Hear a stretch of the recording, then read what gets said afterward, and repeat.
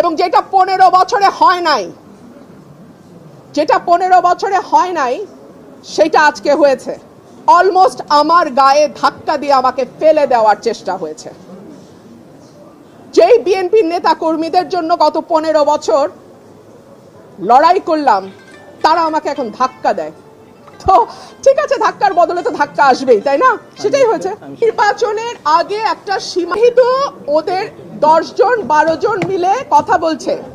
So আমি একজন কথা বলেছি, আর আমার পক্ষে একজন ডাক্তার উনি কথা বলেছেন। আমি কোনো গুন্ডা বদমাশের মেলা করি নাই, করতে চাইলে করতে পারতাম।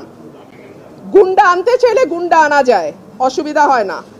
আমি ভদ্রলোক নিয়ে এসেছি, ভদ্রলোক আসবেন, কমিশনে শুনানি করবেন, রায় হবে, যেটা রায় হয় হবে।